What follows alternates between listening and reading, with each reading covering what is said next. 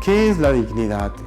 Esta es la gran pregunta, una palabra que está enmarcada en todas las declaraciones universales, en las constituciones democráticas y que lamentablemente rara vez se define. Y sin embargo, tanto en las declaraciones universales de los derechos del hombre como en nuestra Constitución, se reconoce que todo ser humano está dotado de una dignidad inherente. Pero merece la pena pensar un poco más detenidamente qué es eso de dignidad inherente. Significa entonces que es reconocer que todo ser humano, más allá de sus capacidades, más allá de sus características, más allá de su inteligencia, más allá de su salud y de su enfermedad, debe ser respetado por el mero hecho de ser persona. Esto es lo que llamaríamos dignidad inherente. No por lo que ha hecho, lo que ha dejado de ser, los títulos que tiene, el estatus social que posee, el dinero que tiene, la inteligencia, los bienes materiales que tiene, sino por el mero hecho de ser persona. Tiene que ser respetado, apreciado, cobijado y cuidado.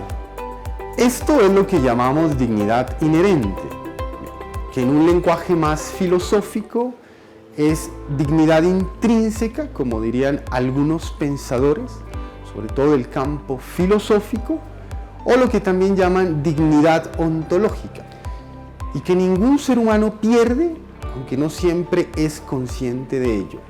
Por ejemplo, un niño recién nacido tiene esta dignidad, sin embargo todavía no es consciente de este valor que tiene como ser humano.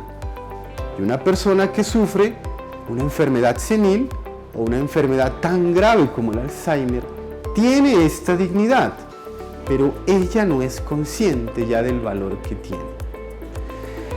Finalmente también la podemos decir de otra manera o la podemos definir de otra manera. Y decir que un ser humano es digno significa reconocer que es un sujeto de derechos, que no es un objeto, que no es una cosa, que no es una mercancía, que no es un bien útil como puede ser un automóvil, una moto, una computadora, sino que es un sujeto de derechos y que se le tiene que reconocer y respetar esos derechos a lo largo de toda su vida, desde su nacimiento hasta el final de su etapa evolutiva. ¿Las profesiones preservan la dignidad de las personas? En este sentido, las profesiones tienen la responsabilidad de actuar como instrumentos al servicio de las personas, no al revés. Decir que un ser humano es digno significa que hay que tratarle como un fin en sí mismo y no como un instrumento, no como una cosa para conseguir otros fines. Significa que las profesiones ejercidas en los campos de la educación, la ciencia, la tecnología, las instituciones, los sistemas políticos están al servicio de la persona y no al revés. Cuando se produce el giro, entonces la persona es instrumentalizada al servicio de la educación o de la ciencia o de la técnica o de un régimen político y se vulnera entonces su dignidad. Por tanto, las profesiones deben aprender a reconocer ese valor y defender especialmente la dignidad de quienes por sí mismos ya no pueden defenderla, o por su fragilidad constitutiva, o porque están en una etapa final de su vida y tenemos que reconocer esa dignidad y defender especialmente la de los más vulnerables. Ética profesional, dos conceptos con más fondo.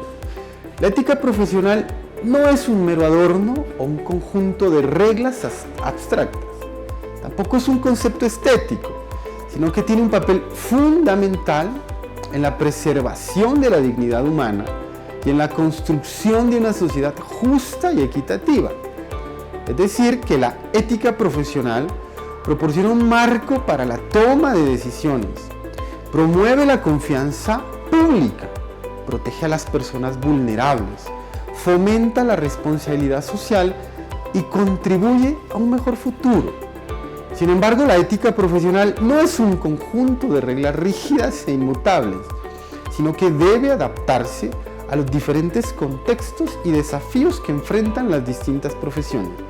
Sin embargo, los principios fundamentales de la ética profesional, como el respeto, la dignidad humana, la justicia, la honestidad y la responsabilidad, deben ser siempre la base de la conducta profesional.